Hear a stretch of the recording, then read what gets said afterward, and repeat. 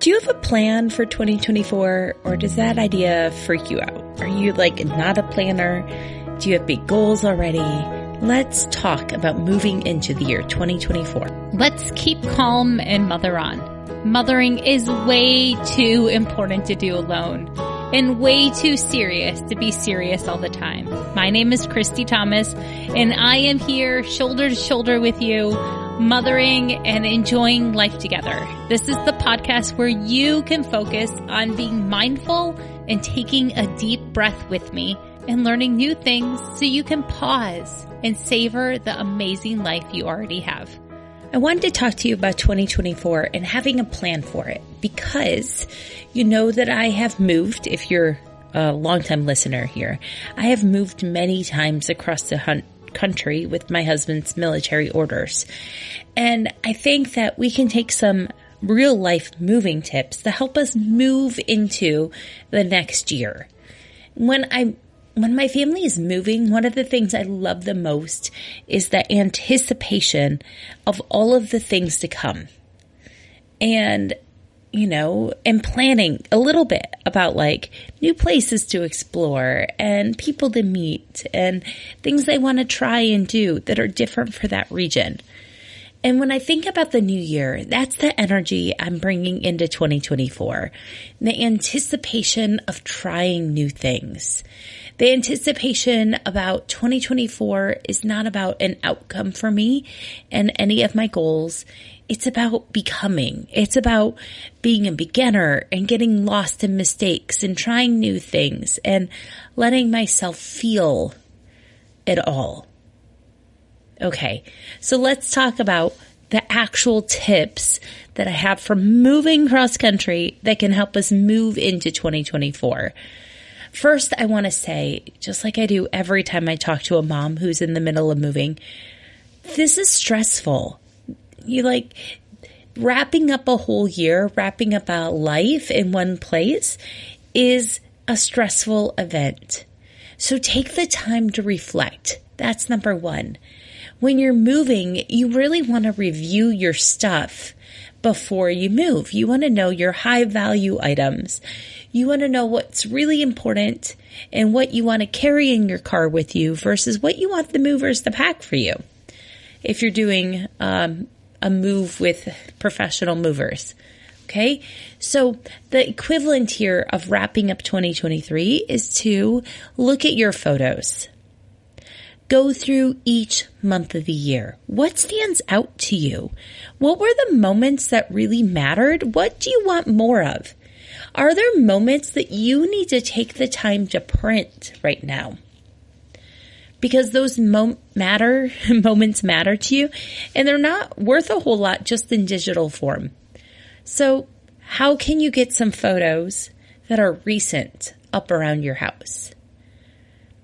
And what themes do you notice when you're looking at those most valuable things and reviewing your stuff, your high value items?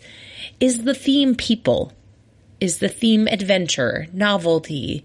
Is the theme that you really learned how to rock pickleball this year, or ukulele, or what art classes, or maybe you're a sourdough bread awesome maker, or you have 100 chickens. Whatever it is, find your theme and just label it. It's so good. Every place that I've lived has taught me something different about myself and about my family and about my kids and about that moment of time.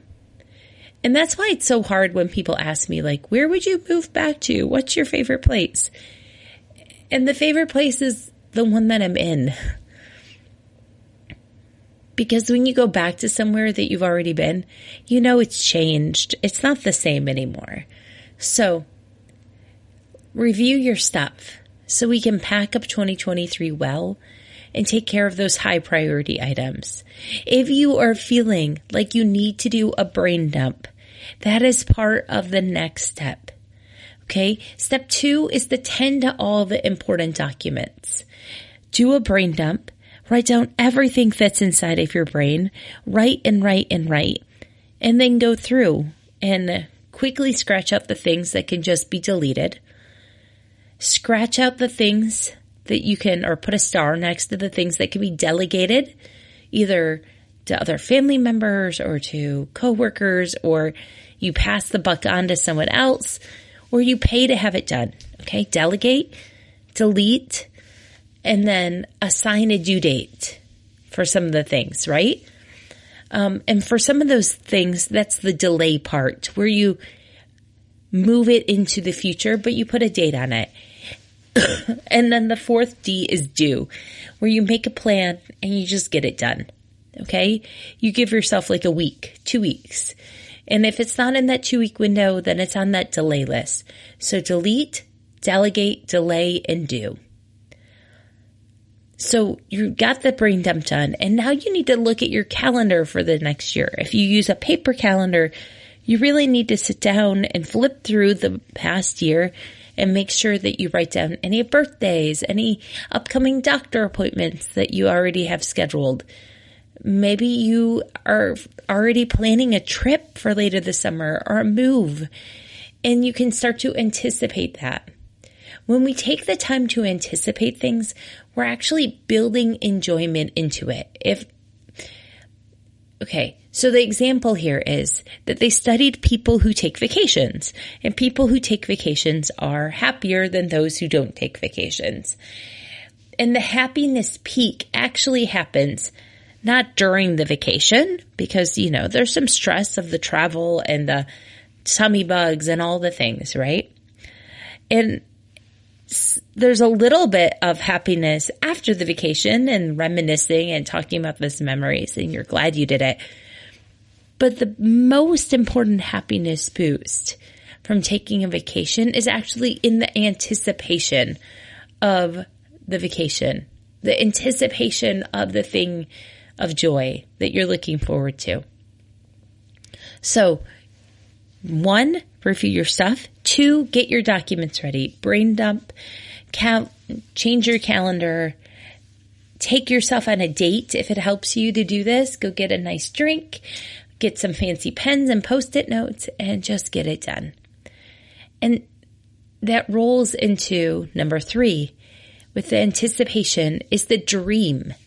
Okay. Talk about the upcoming year with your people, with your spouse, your parents, your kids, your brother, your sister, what people, your book club.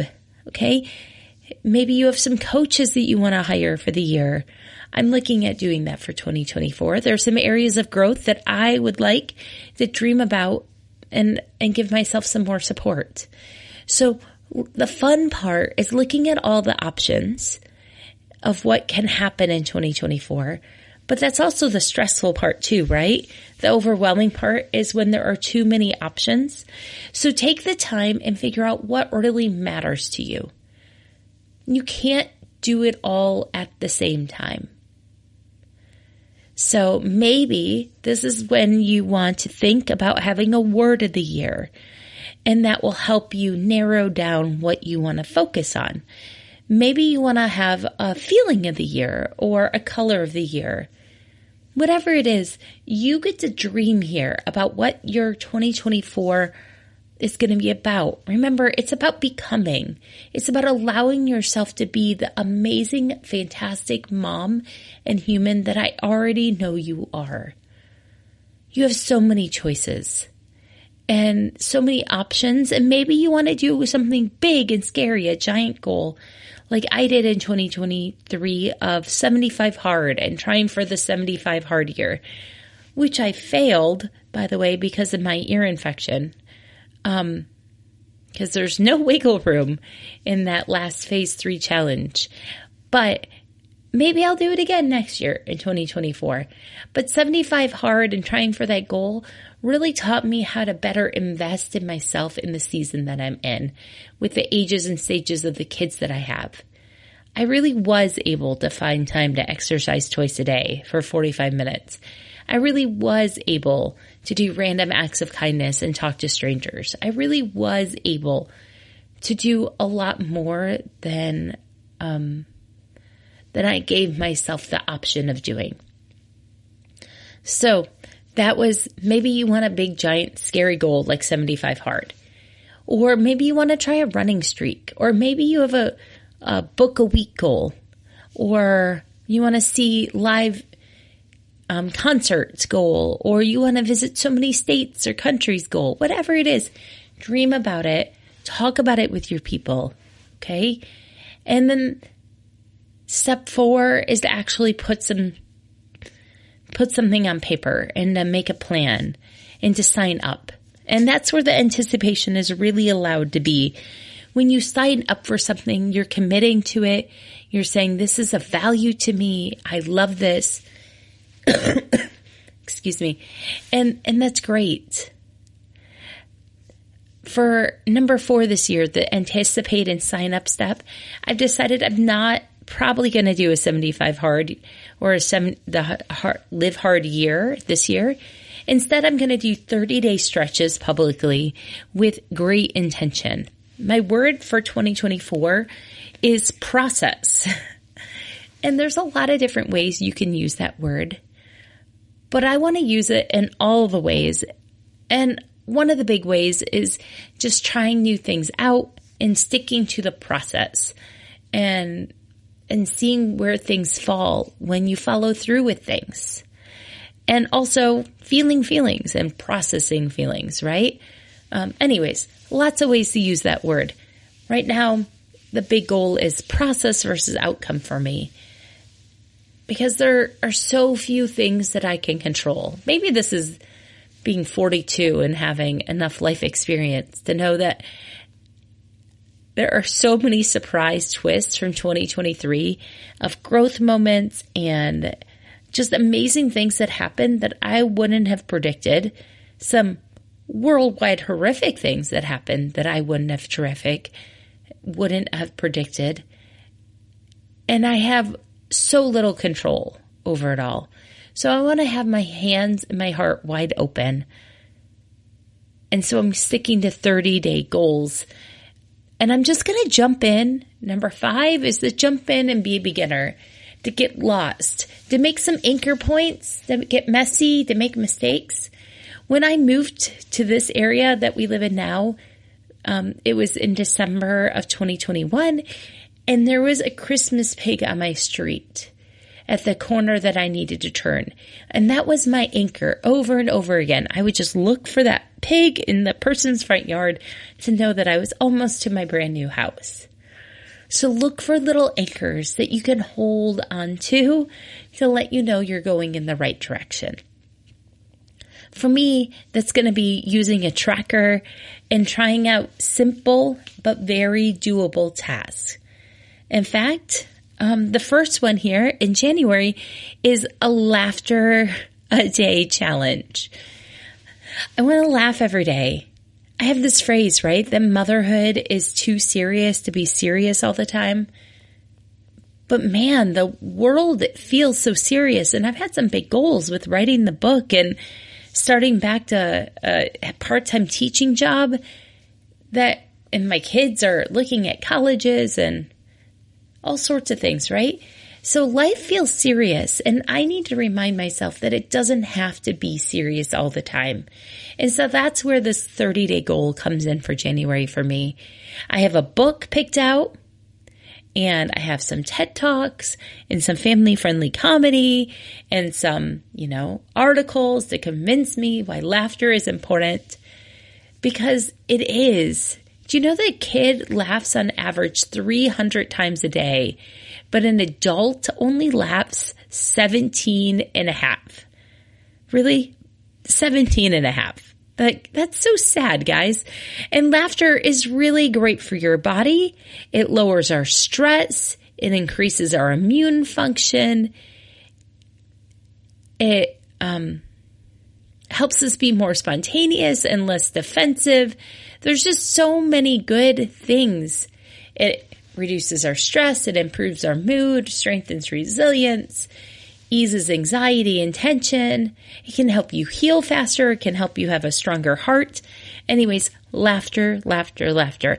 I have a sign-up page, Christy Thomas Coaching. Yeah, I'm messing that up. Anyways, this is a one-take episode, so let's keep going. You can find the sign up page for the Laugh Challenge in the show notes. In fact, that is your self-care today, is the sign up for the Laugh Challenge and review your photos. That is the self-care for this episode. Review your photos. Take credit for what was good for 2023 and what broke your heart and what you can grow from. And the family fun is to watch something funny together. Be funny together. Maybe put on a skit. Use ChatGPT to help you. ChatGPT? I don't know how to say it. Use AI to help you write a funny skit to do as a family. Let your kids see you let your hair down. Motherhood isn't so serious to be serious all the time. Don't let dads be all the funny ones all the time. We know that moms have our hearts, but our kids need to see that moms have a sense of humor too. Maybe it's a personality thing for me, that it's hard to relax into humor, but I don't think I'm alone here. So I hope that you join me for this 30 days of laughter in the month of January. You have always been exactly the right mom for your kids. I'm so glad that you are here on earth at the same moment as I am. If you want to reach out for coaching in 2023, if you want to talk about the book, You're the Right Mom for Your Kids, found on Amazon in paper and in Kindle, let me know. I'm here for all of it. I'm here to cheer you on and support you. Motherhood is too important to do alone. So I'm glad we're here together. Let's keep calm and mother on together.